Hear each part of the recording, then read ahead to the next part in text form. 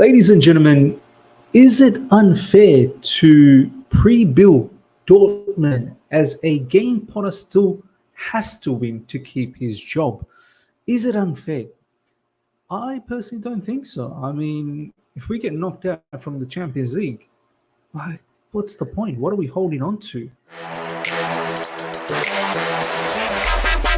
All right. Here we go, back again on the other side of the coin. All right, welcome back to the other side of the coin, ladies and gentlemen. Let's get stuck into the latest Chelsea news. There's 4 bits and pieces that I want to go through with you guys.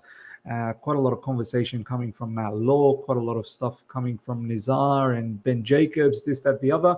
And it all starts from here. Board position on Graham Potter hasn't changed. The run of games against Spurs, Leeds and Dortmund have always been deemed as significant, but I think it's unfair to pre-bill Dortmund as a game Potter still has to win to keep his job. I mean, how can we sit here and actually say that it shouldn't be unfair?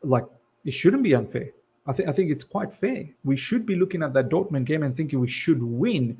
And if this is another loss, another L, then serious questions need to be asked, like as if serious questions on the manager hasn't been asked already. If we get knocked out from the Champions League, that's it. Our season's finished. Our season's in the drain. And someone's got to be accountable for this. Someone has to be accountable. I completely understand that it shouldn't be all on Graham Potter. It shouldn't be all on, the players on one not. Obviously, the owners are quite culpable as well. But having said that, at the end of the day, results, the managers get the chop. The manager gets the ultimate chop. You know, if you're unable to motivate, if you're unable to get the best out of this playing unit, and let's face it, now there's been enough time. We only play 1 game a week. There's enough time to work on all of these tactical side of things and the motivational side of things, the mental side of things. Throughout the week, you've been getting 1 game a week for the past probably about 3-4 weeks since the Dortmund game. So there's enough now for you to, get a hold of yourself. And even before the Dortmund game and just before the transfer window finished, there was at least a couple of weeks off. So there's been enough time. Yes, there's been some injuries, but a lot of the players have been coming back from injuries. So for me, the Dortmund game, once again, is a trial for Graham Potter. I mean, this is what it means to be a Chelsea manager. This is what it means to be a Chelsea manager. You cannot go through a prolonged period of bad run. Got a victory against Leeds, and you've got to now back it up with a victory against Dortmund. You've got to be able to push Chelsea to the quarterfinal stage of the Champions League. And then from there on, if you can conjure up some wins, maybe 7-8 wins in a row, perhaps the fan base will start rethinking.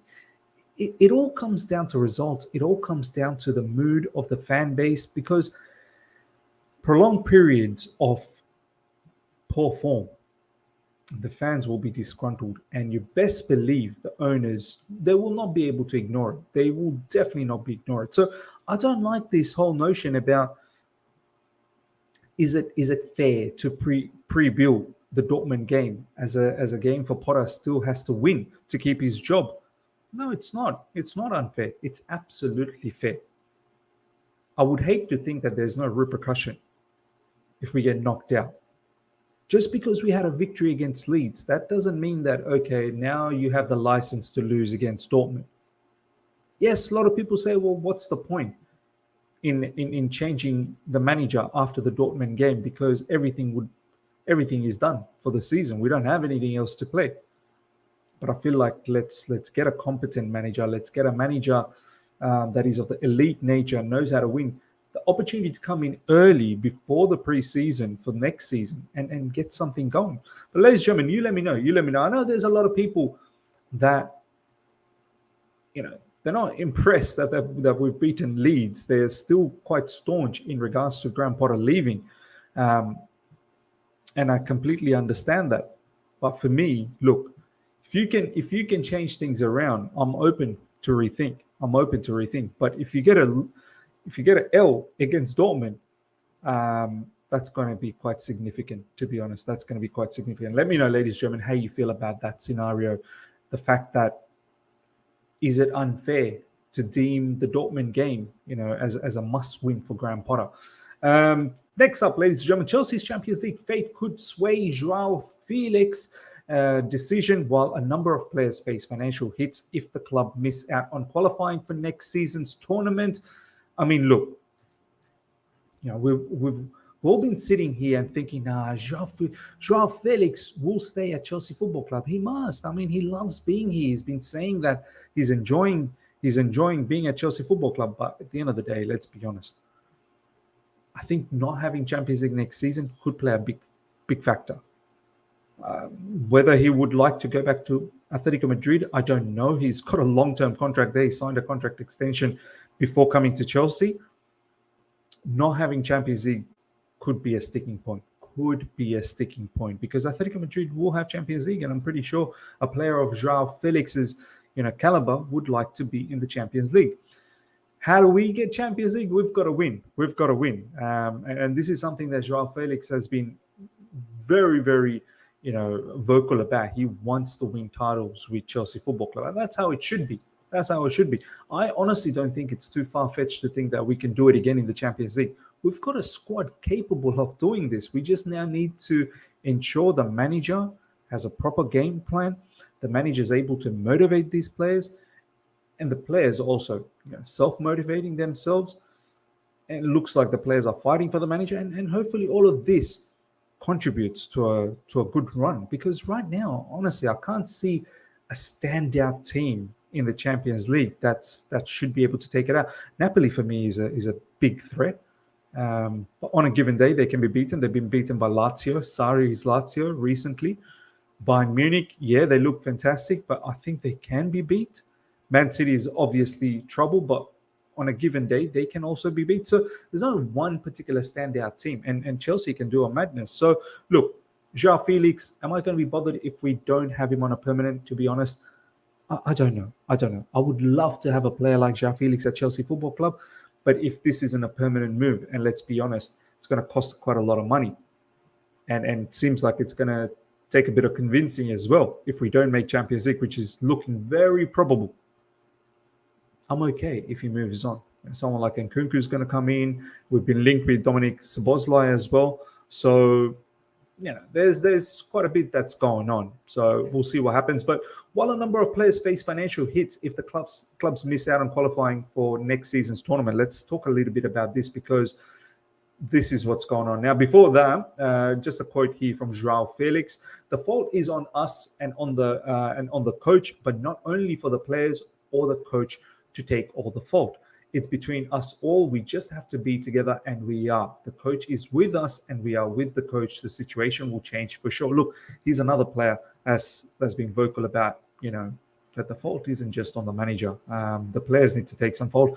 I've even said the owners need to take some fault. So looks like the players,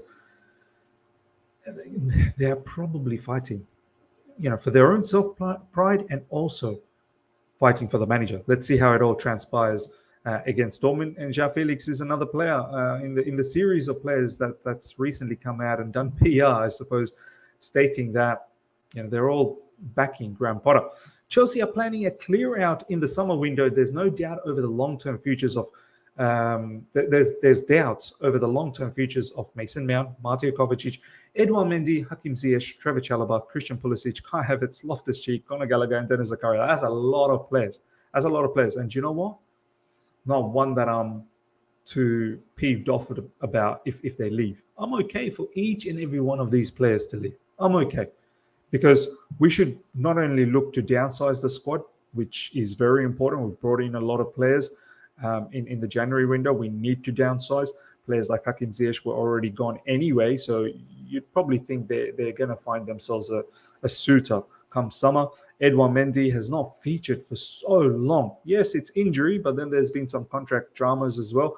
Mateo Kovacic, I don't know. Sometimes Seems like he's disinterested. Obviously, sometimes he's injured, but when it comes to international fixtures for Croatia in the World Cup, he seems to be absolutely buzzing. We'll see. We'll see what the future of Kovacic is. Chalobah, I feel like, is so unlucky, so unlucky. With the contract extension of Thiago Silva and Wesley Fofana being fit as well, now there's an influx because you've got Koulibaly, you've got Badiashile. Yes, we can play three at the back, but Chalobah seems to be one that is of a surplus nature. There's Levi Colwell that who's doing really well at Brighton, so he's potentially going to come back, and we're still linked with Josko Vardio. So Chalobah is potentially going to be on the exit. I know he signed a long-term contract as well, but that's probably to protect his value. Christian Pulisic needs to go. Kai Havertz needs to go. Loftus-Cheek 100% needs to go. Conor Gallagher, in my opinion, is not Chelsea caliber. And Dennis Zakaria, look, I think there are other DMs that we could think about. It all depends on who, if Graham Potter sticks around or he doesn't. I was talking about Luis Enrique not that long ago. If he was the manager, I'd love to see Zubimendi at Chelsea Football Club along with Enzo Fernandez. There's been rumours about, obviously, Declan Rice, but then now there's strong rumours that he could potentially move to Arsenal, Quadio Kone, and many others. So, look, as I said, I'm not one bit bothered about any of these players moving on. I think they need to move on. Telegraph Sport understand most of the players signed permanently over the last two windows since the new owners have taken over, agreed to a variation in their contracts based on playing in the Champions League, in a move designed by Igbali and Bowley to protect Chelsea from some of the financial implications of missing out on the Champions League next season, which honestly, it looks very, very probable unless we end up winning the Champions League, which I don't think is far-fetched. But the last two windows, players have agreed on this. So the likes of Sterling, the likes of Koulibaly, who are on very, very high wages, they are looking at a wage reduction.